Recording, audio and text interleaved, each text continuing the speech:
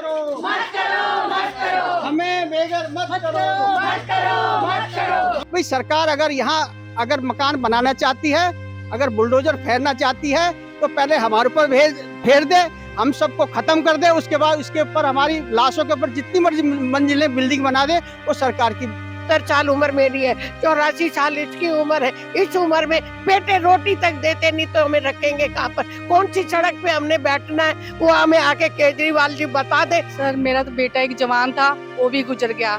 मेरे हस्बैंड 9 महीने हो गए, वो भी गुजर गए। कोई कमाने वाला नहीं है, एक बाबा के पेंशन है, उसी से मेरा घर चलता है। नमस्कार दोस्तों, मैं आपका दोस्त होस्ट ललित गुलिया आज मौजूद हूँ डीटीसी कॉलोनी में।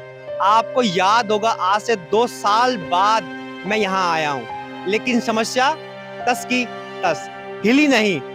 केजरीवाल जी 45 करोड़ का शीश महल बना सकते हैं, लेकिन 150 घरों के लिए एक घर नहीं दे सकते। क्या ये सही है? सरकारें आती हैं, कहती हैं जहां झुग्गी वहां मकान, लेकिन जहां झुग्गी है वहां झुग्गी तो है, लेकिन जहां मकान है वहां मकान तोड़ने की तैयारी चल रही है। जी हाँ, सही सुना आपने। यहाँ डीटीसी के जो पिछले 50 साल से यहाँ रह रहे हैं उनको हटाने की तैयारी की जा चुकी है। उसके बदले में यहाँ बिल्डिंग बनाई जाएगी, जो कोई उसको फ्लैट्स बनाए जाएंगे और सेल किए जाएंगे। उसमें से कुछ फ्लैट्स जो कंपनीज बना रही हैं, सेमी गवर्नमेंट कंपनी, उनको दिए जाएंगे और उनमें से केंद्र सरकार लेगी, जिनके अंदर उन्हें प्रधानमंत्री आवास योजना के अंतर्गत वो फ्लैट्स दिए जाएंगे। दोस्तों मैं आज मौजूद है, हम इनकी समस्या को सुनेंगे। इनकी समस्या बड़ी गंभीर है, आज से नहीं है, बहुत सालों से है। तो बने रहे हमारे साथ, कहीं मत जाएगा। अभी हम चर्चा करेंगे उनसे। दोस्तों हमारे साथ भारतीय जनता पार्टी के एक वरिष्ठ कार्यकर्ता हैं जो कि सांसद साहब से भी जुड़े हुए हैं। साहब क्या कहेंगे इस मसले पे? मेरा नाम अमरजीत सिंह बब्बू है, मैं समाज की सेवा में रहता हूँ और मैं इस कॉलोनी के लिए ये पूरी एसोसिएशन के साथ, मेरे साथ 10-20 लोग साथ गए थे। हम 2 दफ़ा इनको सांसद जी के पास लेके गए और सांसद जी ने एक दफ़ा एलजी को चिट्ठी लिखी, वो चिट्ठी की कॉपी इनके पास है, ठीक है जी।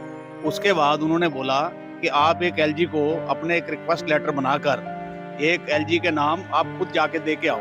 तो ये वहाँ भी जाके दे के आए, पूरी RWN की गई, वहाँ दे के आई।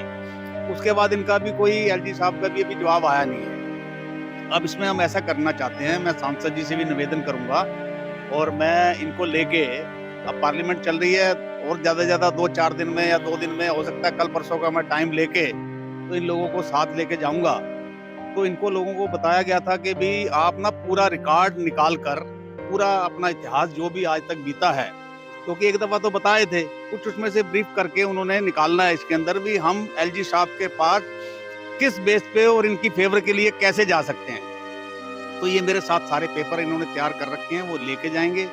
उसके बाद हम सांसद जी से बात करके मैं जाऊंगा इनके साथ और वहाँ पे उनसे बात करके सारा प्रोग्राम अगला तय करेंगे और उनसे निवेदन करेंगे कि एलजी साहब को इनको एक साथ ले जाके मीटिंग कराई जाए या वो खुद करेंगे, जो भी है इनके लिए कोई ना कोई रास्ता निकालने की कोशिश करेंगे। अब ऐसा है, जैसे 750 फ्लैट अब बनने जा रहे हैं, जो दिल्ली गवर्नमेंट की देखो नलायकी की वजह से इतना बेघर कर दिया इन लोगों को। ये देखो ये बेचारे बुजुर्ग माताएं बैठी हैं, ठीक है, और इसमें से मतलब देखो साहब की एज देखो आप, अब इनका कहीं घर कहाँ, आज की डेट में किराए पे मकान लेना मुश्किल है, तो अपना कहाँ से लेंगे। तो हम भी परवेज जी से कह के सेंट्रल गवर्नमेंट तक इनकी आवाज पहुंचाएंगे। अब जैसे अगर मान लो सेंट्रल गवर्नमेंट इसमें से फ्लैट लेती है तो हम परवेज जी को बोलेंगे भाई कुछ दिल्ली गवर्नमेंट से या कुछ जैसे भी है कुछ करके मोदी साहब से रिक्वेस्ट करके तो इनको कुछ राहत दी जाए। इन्हीं में फ्लैट जो भी इनके थोड़े बहुत बनते हैं, 150 फ्लैट के आसपास मेरा कल बनेंगे सारे इनके जी। 750 में से अगर 150 इनको दे दिए जाएंगे तो कोई बड़ी बात नहीं है, ठीक है ना जी। तो हम इसको कोशिश करेंगे और ये सारी दिल्ली, पूरा इंडिया जानता है, क्योंकि हमने ये पूरा लाइव भी इसमें बना के सब डाला हुआ है सब जगह कि एक डीटीसी कॉलोनी के साथ नाजायज दिल्ली गवर्नमेंट कर रही है। हम कोशिश करेंगे कि इनके साथ नाजायज ना हो। जैसे आपको पता है केजरीवाल जी ने 45 करोड़ का शीश महल बनाया। ये एस्टिमेटेड, मैं एस्टिमेटेड बता रहा हूँ क्योंकि मैं वैल्यू नहीं पता मुझे, पर चाहे हो 2 करोड़ का, क्या वो इन फ्लैट में से इनको नहीं दे सकते? ऐसा है, देखिए ये गरीब बनकर आए थे तो लोगों ने, हमने सबने गरीब इनको सोचा कि बड़े एक हमारा सब गरीबों का साथ देंगे ये, तो साथ तो क्या देना, इन्होंने तो ताजमहल जितने पैसे अपने, आप 40 कह रहे हैं, 53 करोड़ रुपए इन्होंने लगाए हैं, और इन्होंने 10-10 लाख रुपए अलग अलग, ताकि हमारी हेरा फेरी पकड़ी ना जाए, इकट्ठे पैसे नहीं निकाले।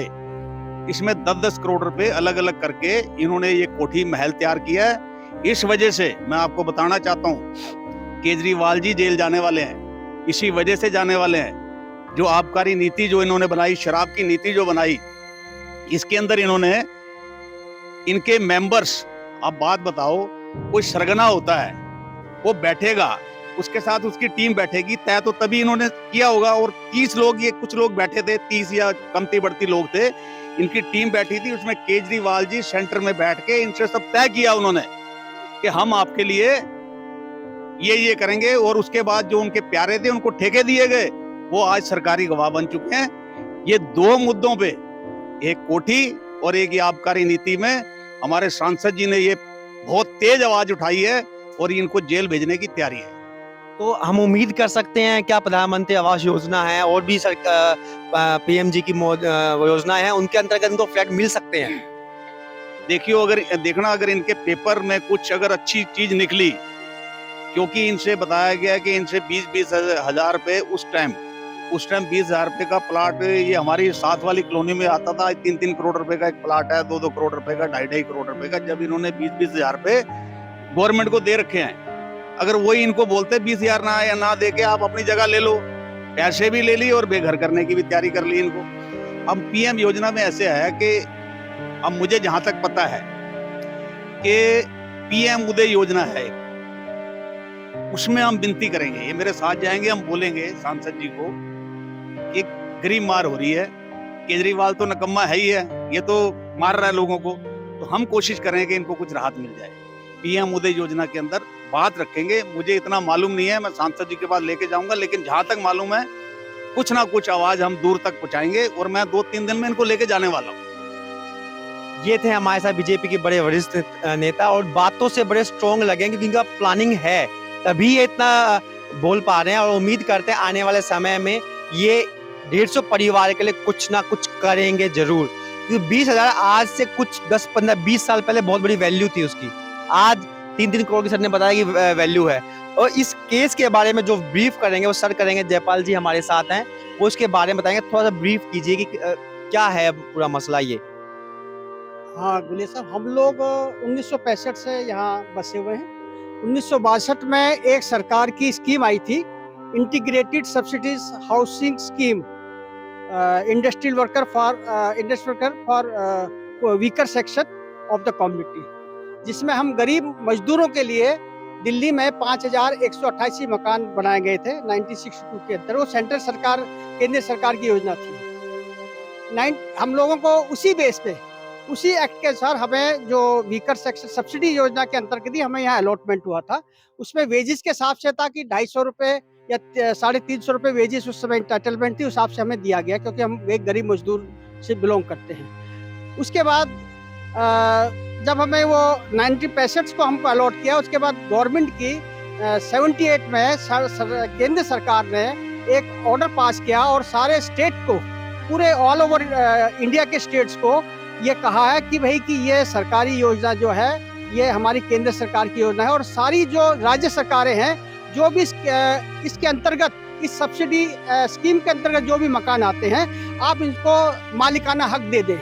तो उसके अंतर्गत फरवरी 79 में प्रेस नोट निकाला था मिनिस्ट्री ऑफ कमिश्नर के यहाँ से, करमपुरा के यहाँ से, और उसके हिसाब से उन्होंने 4844 दिल्ली की 4 कॉलोनियाँ थी उनको और मालिकाना हक दे दिया था, क्योंकि हमारी पीएसयू थी, डीटीयू थी और एक कॉरपोरेशन थी, इसलिए हमारे, क्योंकि हमारी जो पावर थी बोर्ड के अंडर में थी, तो हमारे वो राइट ऑफ ओनरशिप या मालिकाना हक नहीं दिया गया 300 मकानों को। हम के आगे जैसे आप रह रहे थे, यहाँ कुछ क्या है या कुछ भाड़ा लिया गया है आप? जी, मैं उसके बारे में आपको बताना चाहता हूँ, आगे थोड़ा पूरी बात करना चाहता हूँ। तो उसके बाद क्या हुआ कि जब हमारे लोग डीटीसी बोर्ड में गए, 78 में ही हम डीटीसी बोर्ड में और यूनियन में, डीटीसी की यूनियन में एक करार हुआ कि भाई एक बोर्ड बिठाया जाए जिसके अंतर्गत इनको मालिकाना हक देने का प्रबंध किया जाए। 4 अप्रैल 79 में बोर्ड बैठा, उसमें उन्होंने प्रिंसिपली इनको अप्रूव कर दिया और अगस्त 79 में इसको पूरा अप्रूव पास करके और उन्होंने कह दिया कि इनको मालिकाना हक दिया जाए।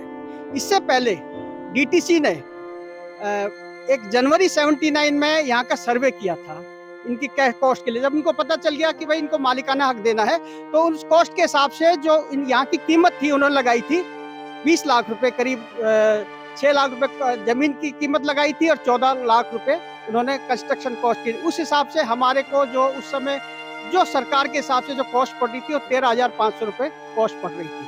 लेकिन उसमें भी जब बुक वैल्यू निकाली, बुक वैल्यू क्या होता है कि जब उस समय जब शुरू बनते हैं उसको डेप्रिसिएशन चार्ज लगा के बुक वैल्यू निकलती है, उसमें हमारे जो कॉस्ट निकली थी वो सिर्फ 11,000 रुपए निकली थी। लेकिन क्योंकि हम एचआरए देते आ रहे थे, अगर एचआरए उसमें से एक तरह से हमारा किराया था, अगर वो किराया हम लेस करा तो उस कॉस्ट दोनों कॉलोनी कीमत 3 लाख के आसपास बनती थी, जो कि मात्र एक घर में 1,1100 रुपए की कॉस्ट आती थी। तो इस तरह हमने एचआरए के रूप में तो बहुत सारे हमसे पैसे ले लिए। अगर वो ईएमआई बनाते, सरकार ने ये भी कहा था जिन 4,844 लोगों को मकान दिया गया है उसमें सरकार की ये कहना था कि जो ओरिजिनल कॉस्ट जो इन मकानों की है कंस्ट्रक्शन की, उसमें आप 20% इनको रिबेट करोगे। रहे 80%, 80 में 30% अगर लमसम लेते हो तो बाकी का 50% आप 15 साल की किस्तों में लोगे। वो भी वो किस्त इंटरेस्ट वो लगेगा कि जो कि राज्य सरकार केंद्र सरकार को देते हैं। तो इतने सस्ते दामों पे उस समय बने थे, लेकिन एचआरए के नाम से तो कई गुना हमसे पैसे ले लिए, जो कि हमारी ईएमआई बननी चाहिए थी।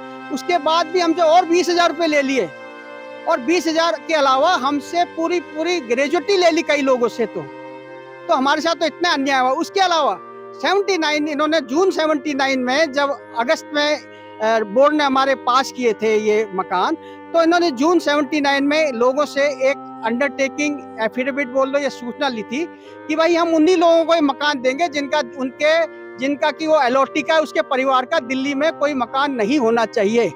उस समय लोगों के पास थोड़े बहुत अगर मेहनत से किसी ने अपने मकान बनाए थे, लोगों ने औने पौने दाम में कोड़े के भाव बेच दिए, ताकि ऐसा ना हो कि हमारे उस मकान के चक्कर में ये मकान हमें ना मिले।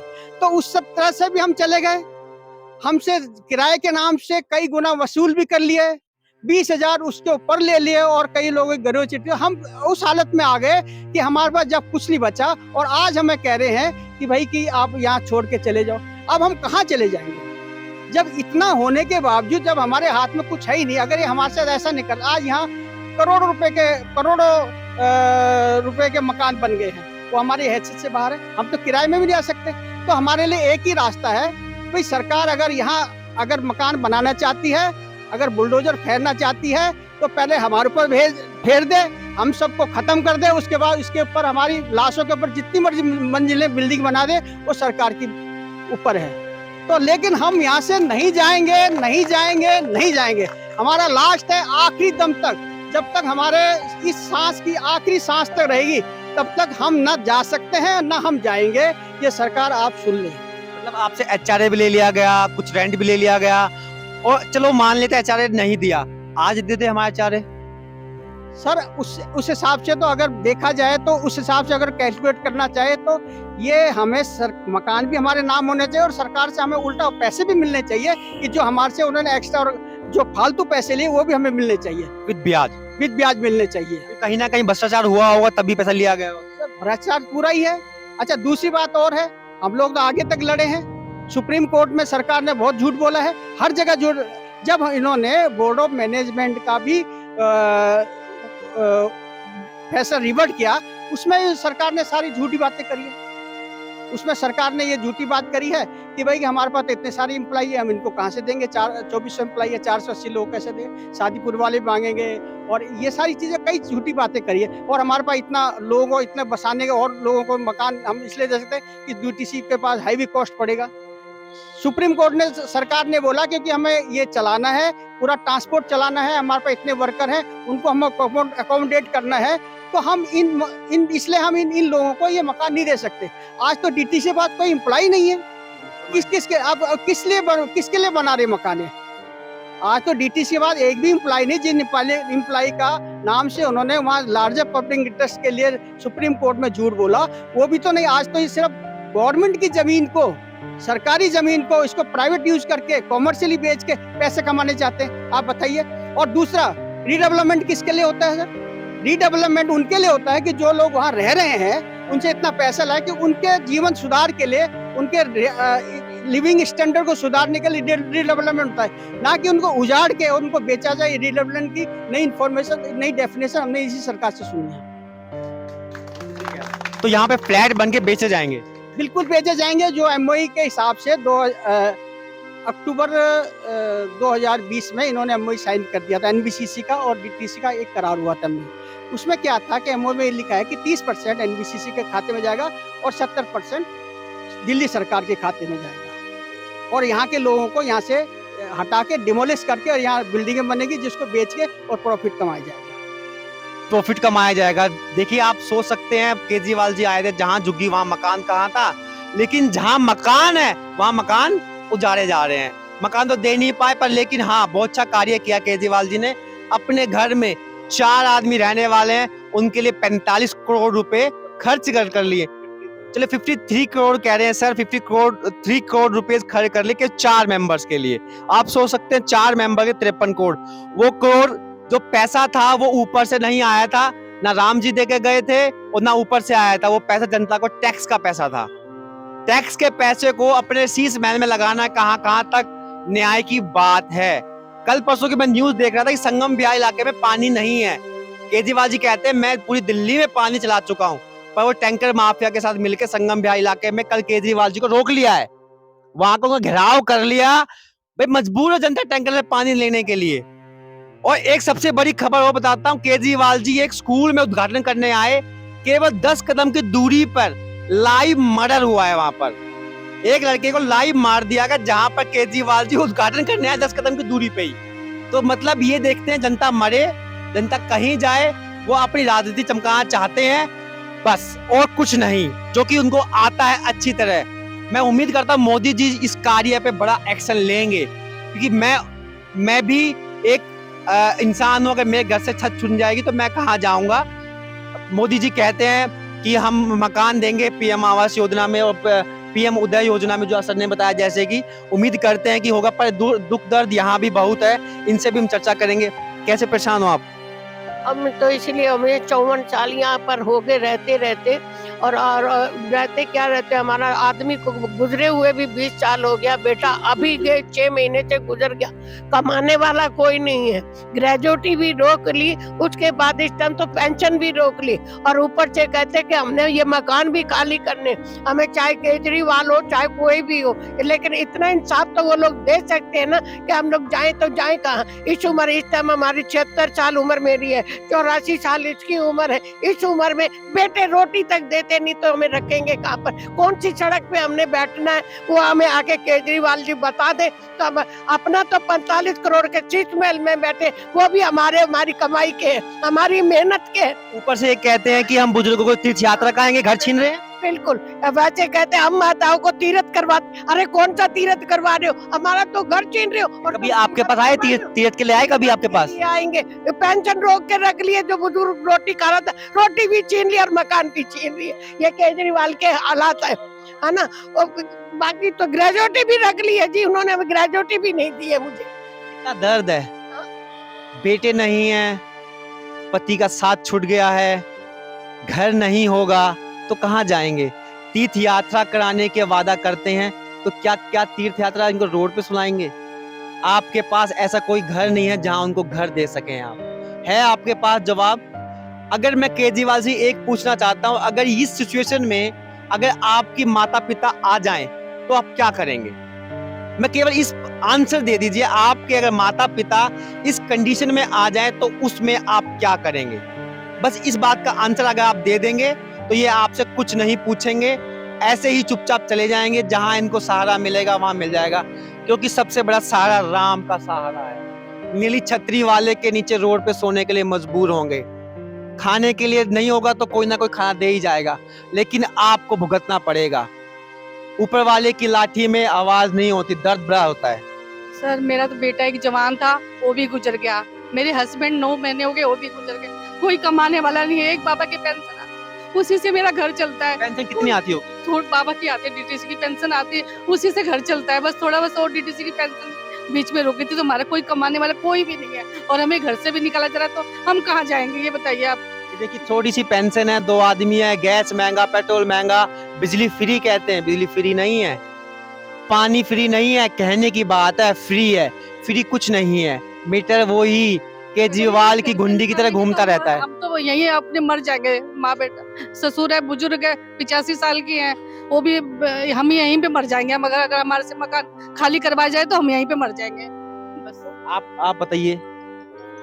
सर मेरा पति खत्म हो गया, मेरा बेटा भी खत्म हो गया। एक मेरा बेटा है, वो उतना नहीं अभी पढ़ाई कर रहा है और मैं छोटी मोटी एक्सपोर्ट में जॉब करती हूँ। मगर ये मकान मेरे खाली हो जाएगा।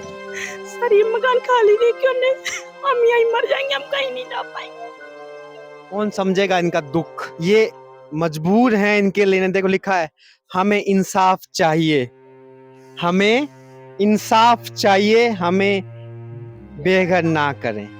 आप सोच सकते हैं, ये कोई पॉलिटिकली एजेंडा नहीं है, कोई पॉलिटिकली एजेंडा नहीं है। ये अपनी हक की मांग कर रहे हैं, क्योंकि हमारे संविधान में भी दिया गया है लिबर्टी से रहना, और सबको रोटी, कपड़ा और मकान, ये तीनों चीज हमारे संविधान में दिया गया है। आप कहते हो संविधान की उल्लंघना कर रहे हैं पीएम मोदी जी, लेकिन आप क्या कर रहे हैं ये बताइए। ना आप रोटी दे पा रहे हैं, ना मकान दे पा रहे हैं, और ना आप कपड़ा दे पा रहे हैं, बस केवल कागजों में ही दिखावा है। आप देखिए क्या करेंगे ये मजबूर, कहाँ जाएं? ये देखिए क्या क्या क्या कहेंगे आप? हमने यहाँ से नहीं जाना बस। देखिए आंसू ऐसे हैं कि वो बोल भी नहीं पा रहे हैं, वो बोल भी नहीं पा रहे। आप विश्वास नहीं करेंगे कि मैं अंदर से कितना भर गया हूं, वो मैं जानता हूं। मैं अंदर से कितना भर गया हूं, वो मैं जानता हूं कि कैसे परेशान है। हाँ जी, बस यही कहना चाहेंगे, हम यहाँ से नहीं जाएंगे। कुछ कहने के नहीं बचा है, केवल परेशानी ही परेशानी है। मैं उम्मीद करता हूं इस रिपोर्ट के बाद शायद केजरीवाल जी जागेंगे और इनके लिए कुछ सोचेंगे कि ये परिवार कहाँ जाएंगे। गरीबी हमने भी देखी है, और गरीबी हर इंसान ने देखी है, और जिनके पास 50 साल से घर छिन जाए वो कहाँ जाएगा। आपके पास रैन बसेरों में कोई इंतजाम नहीं, वृद्ध आश्रम में कोई इंतजाम नहीं, क्योंकि आप वादा करते हैं और वादा के बाद कुछ नहीं होता। देख कितनी पब्लिक परेशान है यहाँ, कितनी पब्लिक। ये ड्रामा नहीं है, कोई पॉलिटिकल स्टंट नहीं है यहाँ पर, ये रियली अपने हक की डिमांड कर रहे हैं। ऐसे ही बने रहे हमारे साथ न्यूज़ टीवी टुडे के साथ। मैं आपका दोस्त ललित गुलिया हमेशा आपके साथ रहूंगा। ऐसे ही देश दुनिया की खबर उठाता रहूंगा, सच्ची खबर उठाता रहूंगा, वरना मीडिया बिकाऊ है, मैं बिकाऊ नहीं। जय हिंद, जय भारत।